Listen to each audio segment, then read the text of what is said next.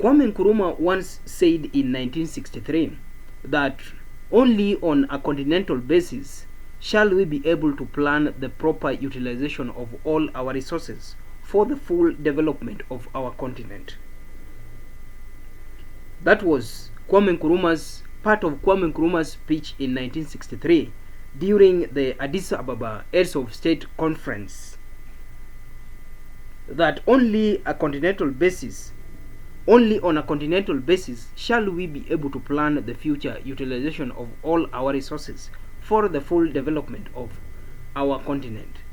Kwame Nkrumah was simply telling African leaders and Africans that Africa can fully utilize its resources if they are united. If Africa is united, then it has the capability of utilizing its resources.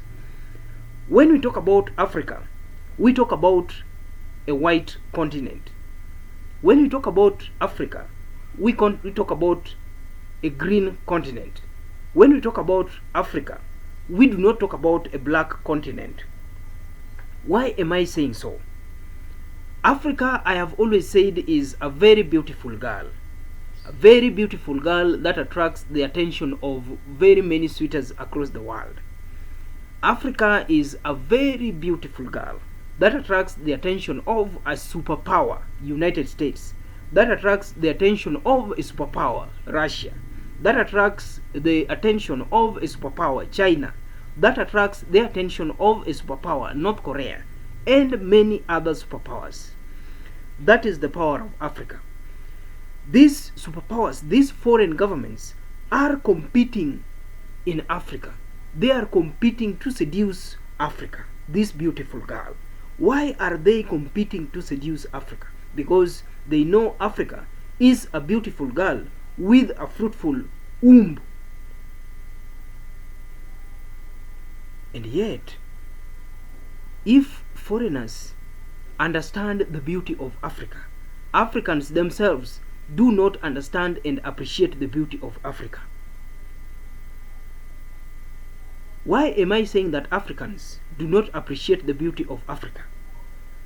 Africans do not appreciate the beauty of this girl Africa, because for decades now, Africans have been fighting among themselves. For decades now, Africans have been electing leaders who are corrupt. For decades now, Africans have been focused on amassing wealth rather than working for the people. African leaders have been focusing on amassing wealth, filling their pockets rather than working for the people. That is the tragedy of Africa. Foreign governments understand the special place of Africa. Foreign governments understand the value of Africa. Foreign governments understand the criticality of Africa in their development. Kwame Nkrumah simply told Africans that the success of Africa, Africa's ability to utilize its resources to benefit itself, lies in unity. If Africans are united, then they will be able to champion a united agenda. They will be able to construct their economics among themselves. They will be able to visualize an African high command, an African army. They will be able to develop their own financing and independent developments. Africans would be able to develop their own currency, African currency, like when we talk about the United States dollar.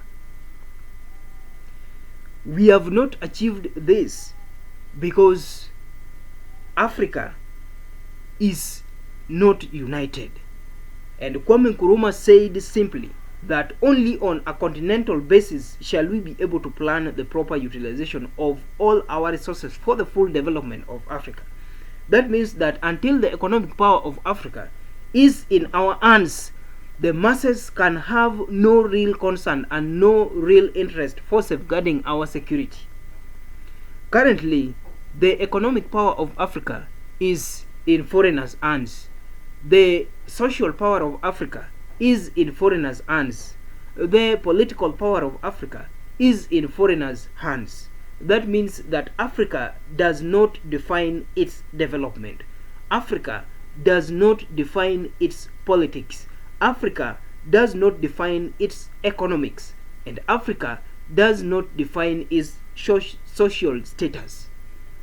If Africans communicate and argue on a continental basis, that means they unite on a continental basis, then they would be able to unleash their power, which is feared by foreign governments.